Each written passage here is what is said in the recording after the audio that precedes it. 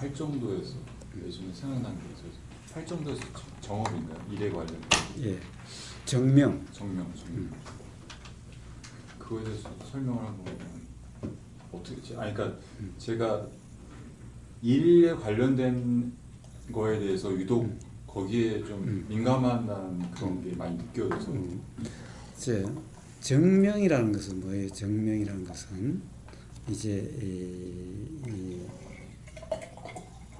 어떻게 보면 우리가 그냥 쉽게 이야기하면 생계 유지하기 위한 이 일에 있어서의 경험 상태를 정명이라고 그래요. 이제 정명이라고 하는 것을 잘못 이해를 하면은 가령 이 백정일 하지 마라, 술 팔지 마라 그러는데 부처님 말씀하신 그 정명이라는 뜻은 그런 것이 아니 바른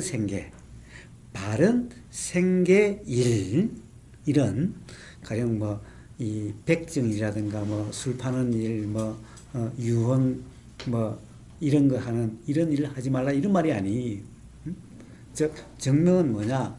일이라고 하는 요 일한다라고 하는 요 경험 상태에서 욕심과 화가 없는 그런 경험 상태의 일 이걸 정명이라 그러는 거예요. 자, 백정이라 한다 하더라도 내 욕심과 화가 없는 그런 경험 상태라는 거예요. 자, 그러니까 일한다라고 하는 어떤 그런 일한다라고 할 때의 경험 상태가 욕심과 화가 없는 그런 경험 상태를 정명이라 그래요.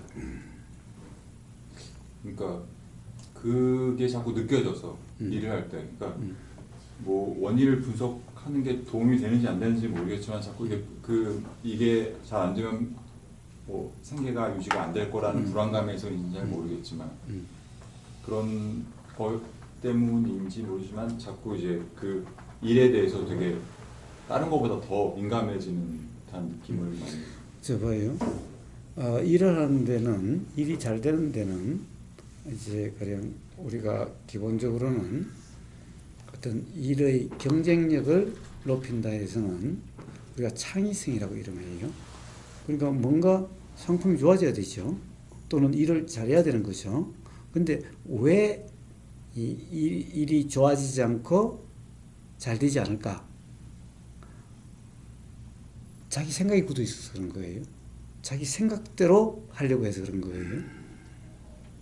자, 우리는 수없이 여기서도 먹어보고 저기서 만약 음식이 만드는 거라면은 여기서도 먹어보고 저기서도 먹어보면은 중국집도 이 집 짜장면 다르고 저 집 짜장면이 달라요. 근데 이 집 짜장면을 먹어보면은 뭔가 좀 이렇게 이 세팅하는 모양이라든가 하여튼 여러 가지가 좀 그렇게 사람들이 좋아할 것 같지 않아요. 근데 이쪽 보면 사람들이 좋아할 것 같아요. 그럼 이 차이가 뭘까? 라고 이렇게 생각이 작용될 수가 있을 거예요. 거기에 관심 있는 사람이라면은. 근데 여기에서 자기의 생각으로 이걸 이래서 그래라 규정해버리면은 사실은 실제 이게 어떤 건지를 알기가 어렵게 되는 거예요. 그래서 내 생각으로 규정함 없이 그럼 주인한테 물어보면 돼요. 어떻게 하시길래 이렇게 맛있죠? 또는 어떻게 하시길래 이럴 수가 있죠? 라고 물어보면 돼요. 자, 물어봤는데도 영업기밀이라고 이야기 안 해주면은 그럼 그 집에 가서 또 먹어보고 전문가라면은 뭐가 들어갔구나. 이게 알 수가 있어요. 여기에 무슨 양념이 들어갔구나. 또는 뭘 어떻게 했구나. 계속 먹어보면 돼요. 아니면 더 좋은 것은 집에다가 배달시켜가지고 면밀하게 한번 보면 돼요. 자, 그러면은 음식에 경험이 많은 사람, 또 특히 자기와 관련된 음식이라면은 사실은 전문가는 한번 먹어보거나 이렇게 보면 알 수가 있어요. 자, 그렇게 해서 한번 요게 사람들이 좋아하고 그 집에 가니까 그 메뉴를 찾는 사람들 많고 장사가 잘 돼. 그럼 그 맛을 한번 내보려고 한번 실제로 먹어보고 그 다음에 내가 한번 그렇게 만들어보고 그렇게 해서 그런 맛이 나는지 자, 내 생각을 굳히는 거 아니에요. 자, 먹으면서 터득하고 보면서 터득하고 내 생각으로 규정하지 않아요. 자, 그러면은 그러하면서 뭔가 소위 말해서 맛이 좋아진다 또는 개선된다라고 이야기할 수 있는 게 있는 거죠. 이게 일을 잘함이에요. 그러니까 내 경험으로 규정하지 않아요.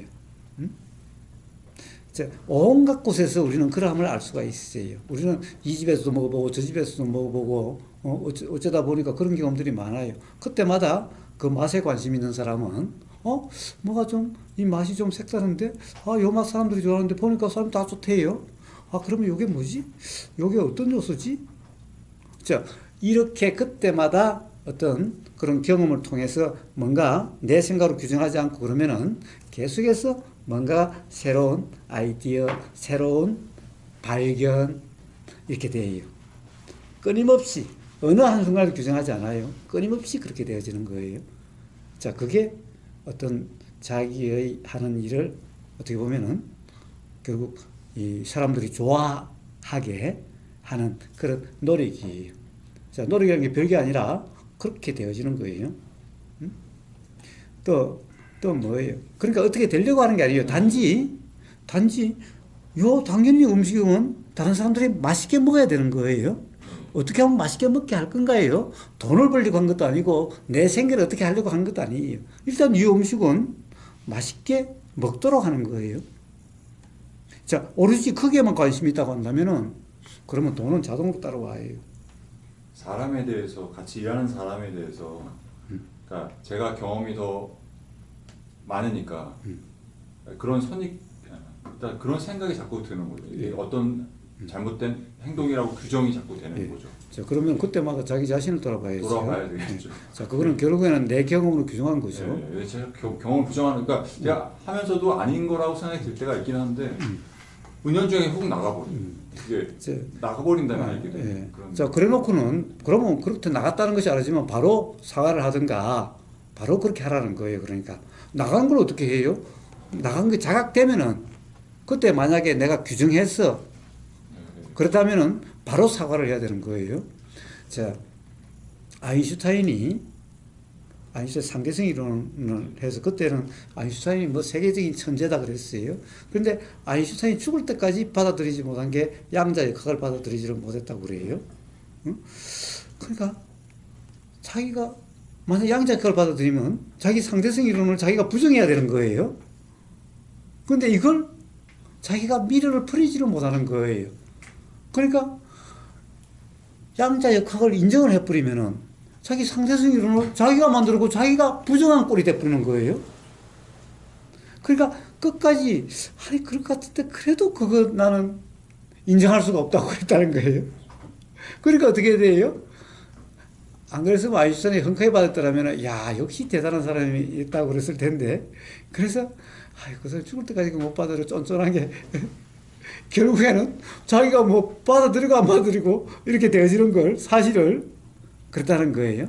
봐요. 아인슈타인 같은 그런 어떻게 보면 그 당시 최고의 천재고 상대성 이론에 세계가 열광하고 그랬죠. 그런데 말년에 가령 자기 그것을 고집하느라고 사실은 자기도 봐도 맞는 것 같은데 인정이 안 되는 거야. 받아들이지를 않는 거야. 자기 자존심이 허락을 안 하는 거야. 그건 무슨 자존심 때문에 아인슈타인의 마지막에 오명을 남기게 된 거예요. 그러니까 그때 내가 이런 전제를 미처 몰랐다. 응? 그러니까 그런 점만 가미됐다고 한다면은 결국 같은 건데 라고 새로운 자각을 이야기했다면은 아마 아인슈타인은 끝까지 훌륭한 사람이었을 텐데 그와 똑같은 거예요. 그래서 가령 예를 들면 음식을 예를 들자면은 이 성공한 어떻게 보면은 아주 자기 레시피로 대박난 그런 사람을 이 좋은 경영자는 안 쓰는 거예요. 왜냐하면 세상 사람들의 입맛은 자꾸 변해요. 더구나 요즘은 전 세계적으로 되기 때문에 이제 전 세계 온갖 맛들의 경험으로 입맛이 옛날의 입맛이 아니. 그런데 성공한 사람들은 자기 그 레시피를 고집하고 그게 사람들이 좋아하는 거라고 또 심지어는 어떻게 해요? 사람들이 이걸 좋아해야 된다고 좋아하지 않으면 이상하다고 이렇게 의견을 부르게 되는 거예요.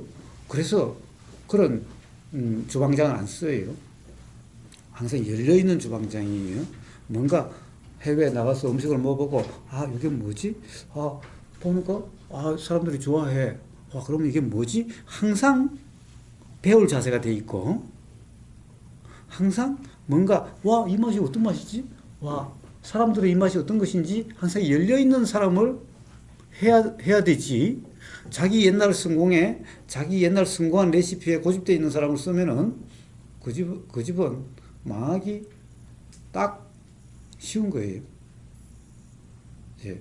자, 그래서, 이, 훌륭한 경영자는 그런 사람 쓰지 않는데요.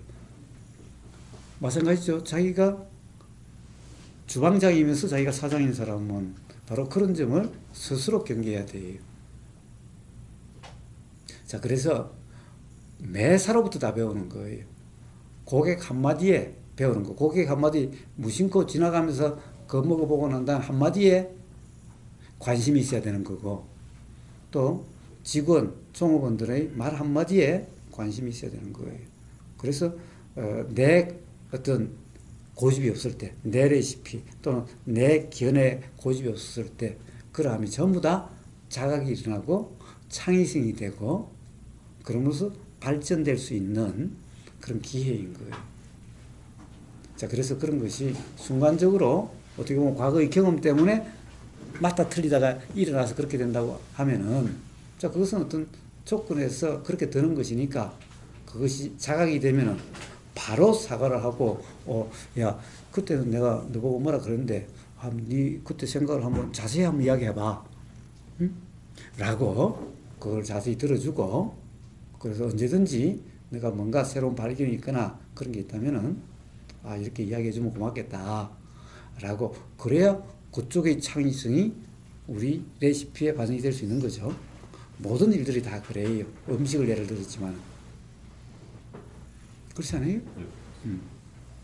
예, 그런데 그것을 어떻게 하려고 함이 아니라, 그게 솔직함이고, 그게 맞는 말 아닌가요? 경험에 맞는 말 아닌가요? 예, 그러니까 외울 필요도 없고, 아마 그것은 실제의 일을 해보는 사람은 이런 말이 어떤 말인지 이해가 될 거예요. 일의 경험으로 이해가 될 거예요. 그래서 그렇게 하면, 그러함이 정명이에요. 즉, 내 생각으로 일을 규정함이 없고, 내 생각으로 규정할 때 욕심과 화나는 상태가 되는 거예요. 자, 정명이라는 것도 팔정도 수행이에요. 자, 그럼 욕심과 화가 있다면 그걸 어떻게 수행이라 그러겠어요? 그래서 내 생각으로 규정함이 없는 그러한 일한다라고 하는 그러한 일이라는 경험 상태, 그걸 정명이라 그래요.